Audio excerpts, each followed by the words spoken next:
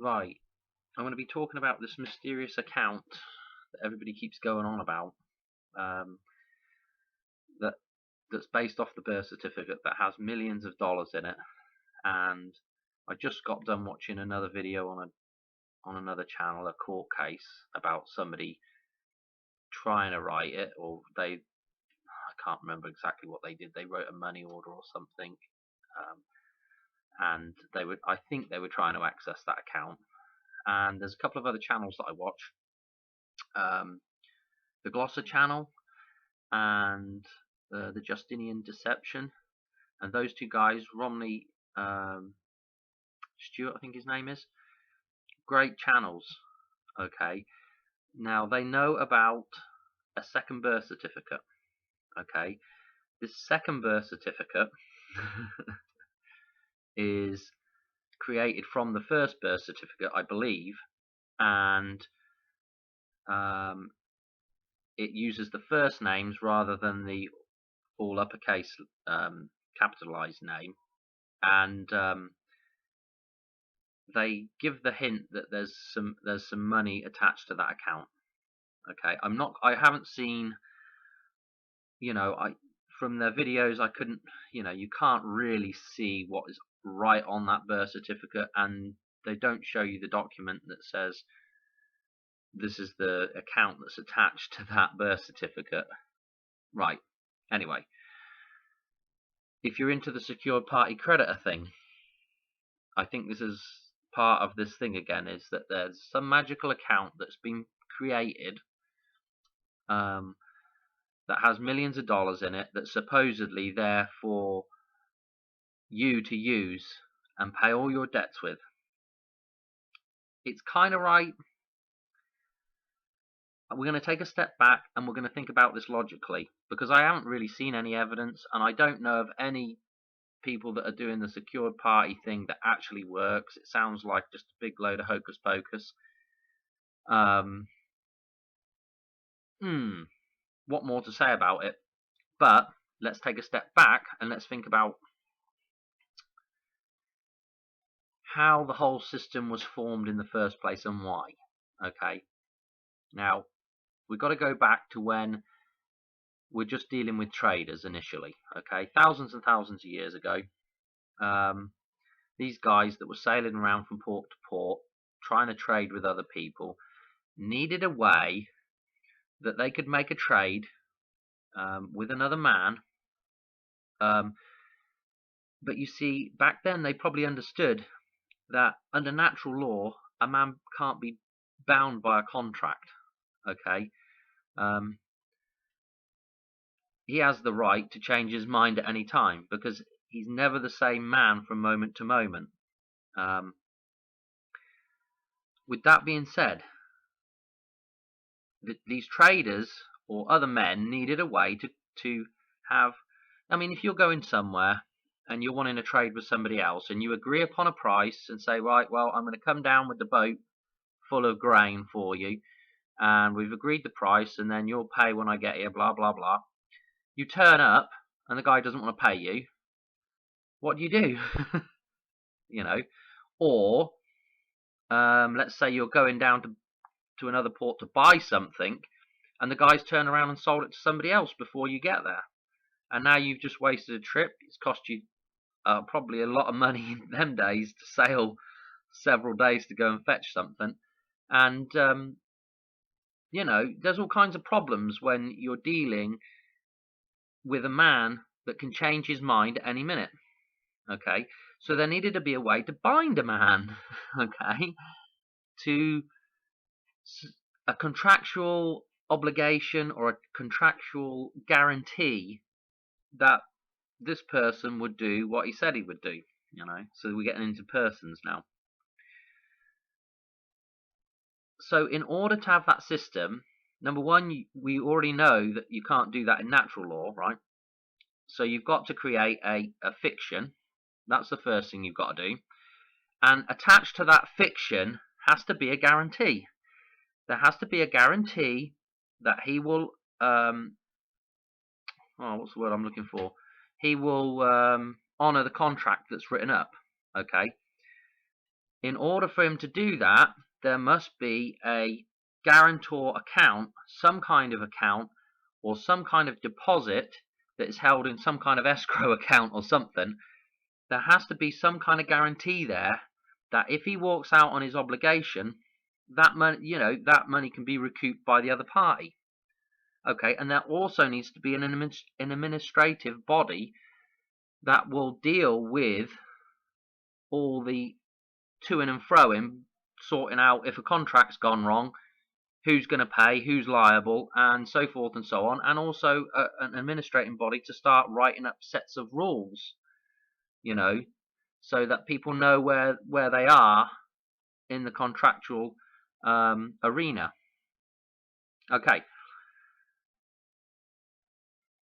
So we know there has to be some kind of obligation, so he just doesn't walk out on his contract, because otherwise you're just back at natural law, and the guy can say, "I've changed my mind. I'm doing my own thing. Sorry."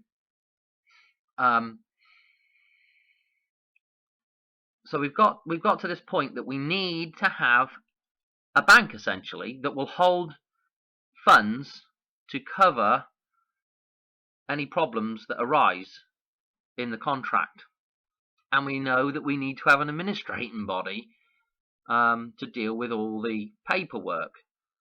Okay, this is exactly the system we've got right now, but everybody thinks that this the money that the government has in this separate account, okay, and these guys have found this secondary birth certificate, or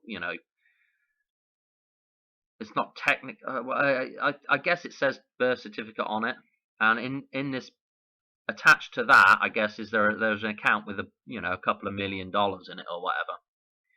Well, that account is your guarantor or guarantee account. That money is there in the event that there is absolutely no way that you can pay a debt.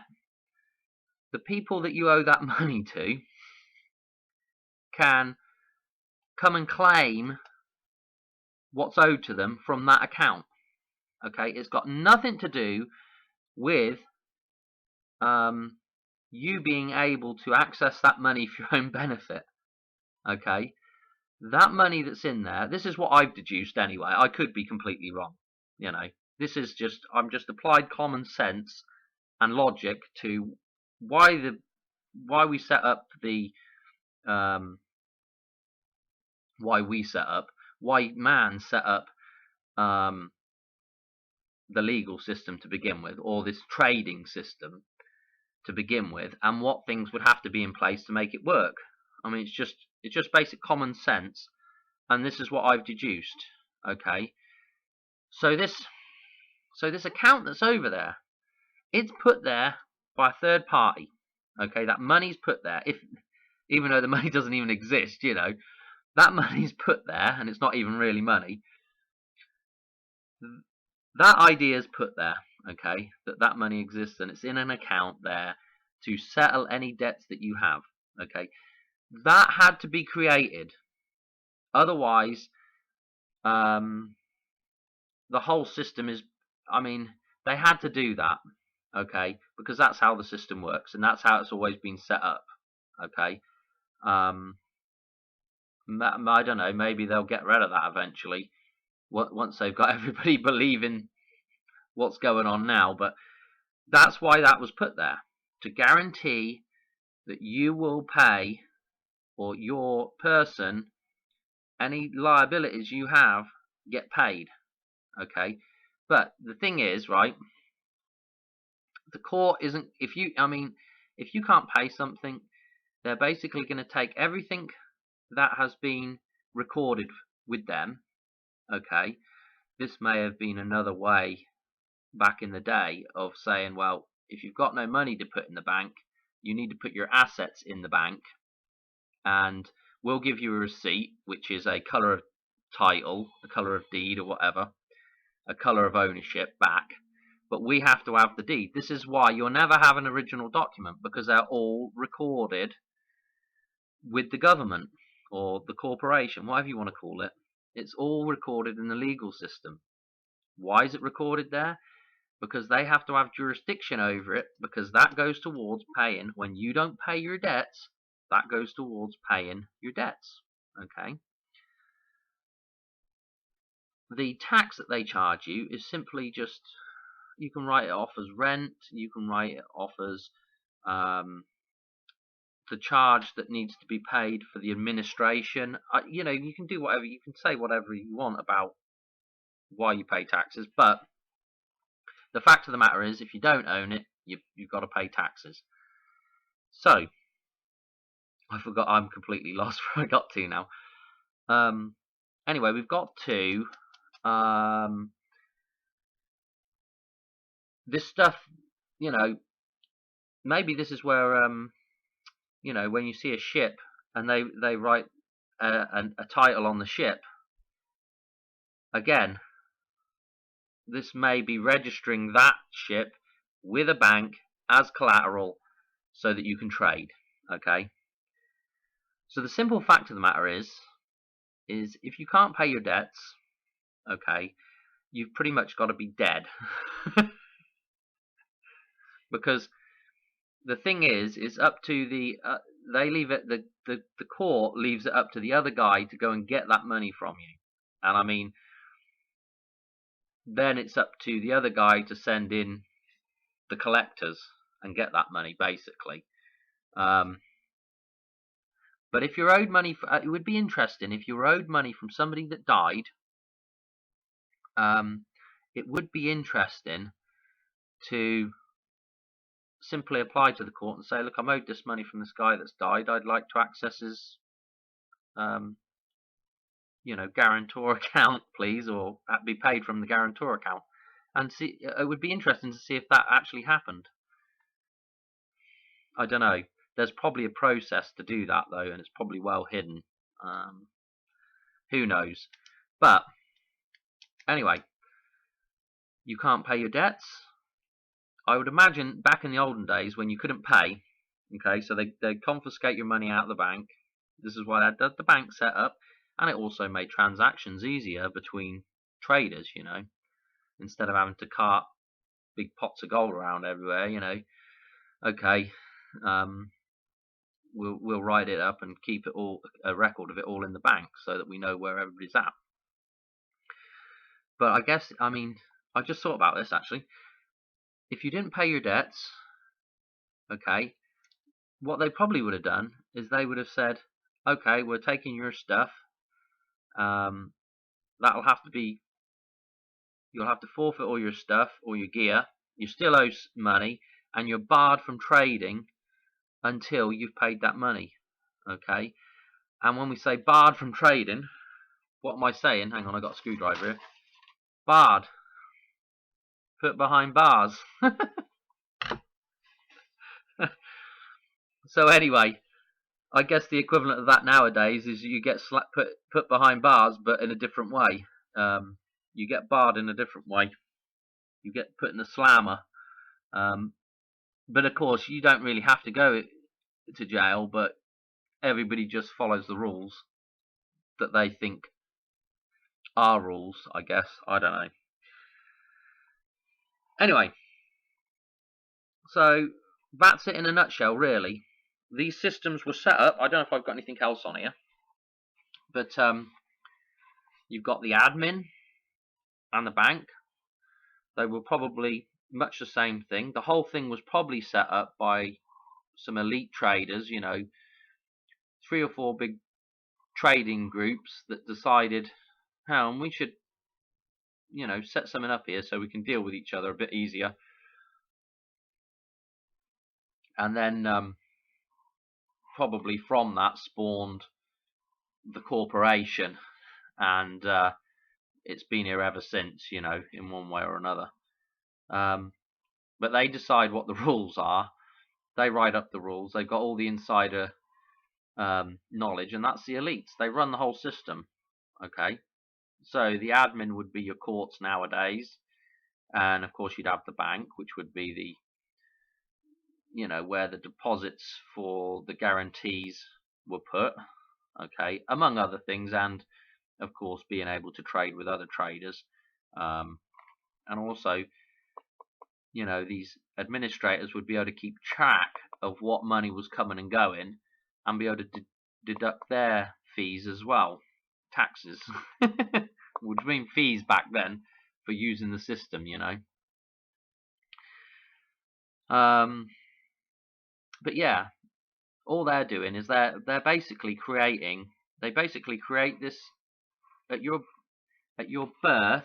They basically create that birth certificate. And what is a birth certificate? A birth certificate is the birth is the place where the ship pulls up at the dock, okay, in order to trade, okay, you know. So they create this what I call a day-to-day trader, this birth certificate account.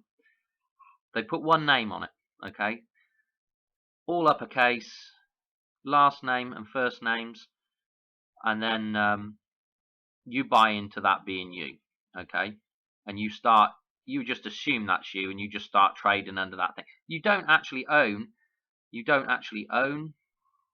that. You never applied for an account to trade. You just assume that's you, and you just start trading under it.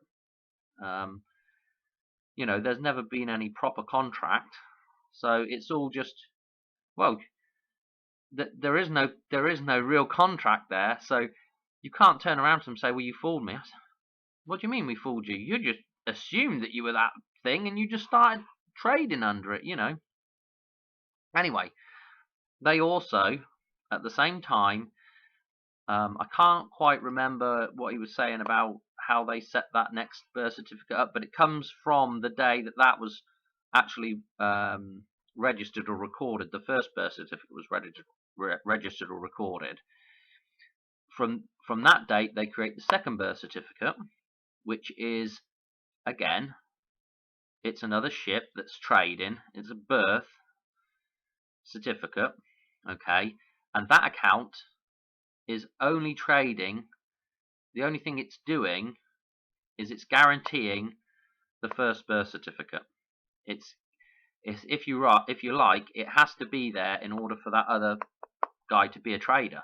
He has to have some kind of, in order to be a trader, you have to have some kind of guarantee behind you. Okay, that's the account. So somebody deposits some money in there, so it looks like a real account, some fake money into that account. It's never ever going to be used unless there might be some people out there that know this stuff, and they might have claimed money out of that account as a harmed party. But there is no taking your initial birth certificate and saying, well, these debts need to be paid, and becoming a secure party creditor, and these debts being paid by that account. That's not what that account's there for. That account is only there for when you cannot pay that the people you owe money to. Okay, you cannot pay your debts. That account comes in and pays them, but it only comes in and pays them, I should suspect, if the person that's owed the debt, that's owed the money, comes in and claims it out of that account. And of course, most people wouldn't know about that, so that money just sits there. I don't really know. I haven't really thought about what, you know, because some of these people keep saying this account's traded on, and I haven't really seen the proper evidence for that, to tell you the truth. I don't know either way, but it's irrelevant because it's all fiction. It's all fiction. It's all nonsense in their system, but there seems to be a lot of people buying into it and thinking, oh, well, this is my money, and you know, this is not a, I don't think, this is not the wealth of the country that has been divided as a birthright for you and put into an account that's secretly sitting there that you could go ahead and claim. And they're going about trusts and other stuff. Sesta KV trusts and all that kind of BS. I don't know, but I'm just using logic to say, how would the system be set up originally? What would be the purpose of that account? And that's what I think it is. It's just a guarantee account for this other guy, so he can be a trader. Okay, otherwise he can't exist. If he has no backing, he can't exist, because nobody else would want to trade with him. Okay, it's just the way the system works. It's the way it was set up. What else have I got on here? Yeah, they are not going to, the court is not going to say, oh, well, this guy, has gone bankrupt. He can't pay his debts. Now, it may be that when you do go bankrupt, that very well may be that, and of course, they get rid of all your assets. I don't actually know anybody that's gone bankrupt. I don't know what they do about a home that you're living in, but I know pretty much everything gets sold. Especially with a business, everything gets sold, and from there they pay off the people at the top of the chain first. All those creditors get paid off first. Those debts get paid off, and then the people at the bottom of the totem pole don't get jack. And I would imagine if there was absolutely nothing there and the guy went bankrupt, the people at the top that have the banks that have lent money know about this guarantee, and I would expect they get paid from that account.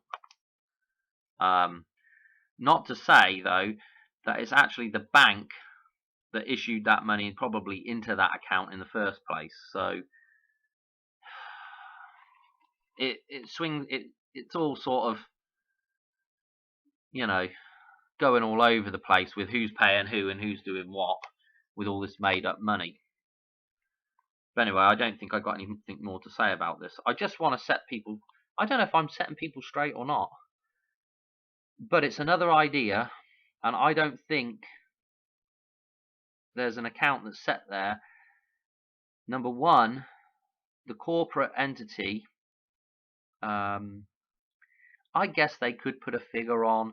I mean, they can't actually own physical things, so I guess they could put a figure on the wealth of a country, and then divide it up between the so-called citizens, as an account there, as a birthright account. But why would they do that? Why? There's no logic to it. There's absolutely no logic to it. Number one,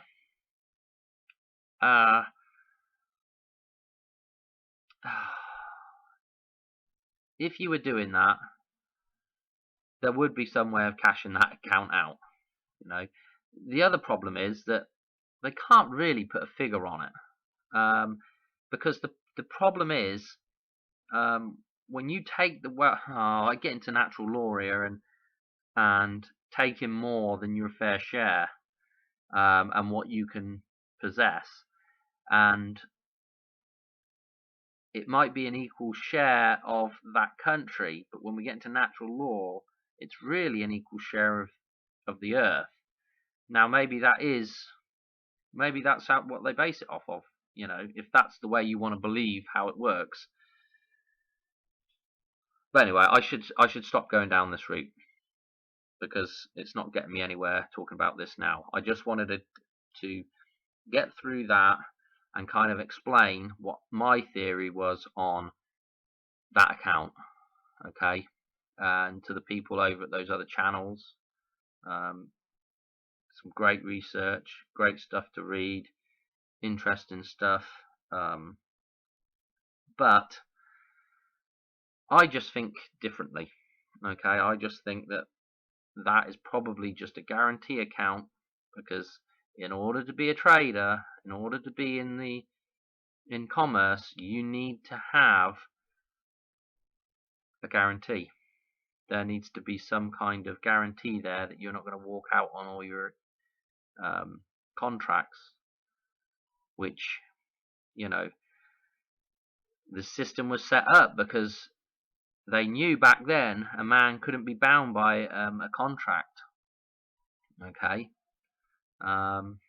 they already had a pretty good idea of interpreting natural law, so, and they knew this, and they needed a workaround, and that's the only workaround you've got. So I mean, that's the only other option there is to create a mirror image of the guy that's a fiction, and then he has to have a chunk of change somewhere that will bind him. That chunk of change is the thing that really binds him to doing what he said he would in the contract. There just has to be a guarantee account there. Anyway, hope you enjoyed, and if you like, subscribe, pass the word on. You know, these videos ain't the best, so pass the message on. Tell people about this.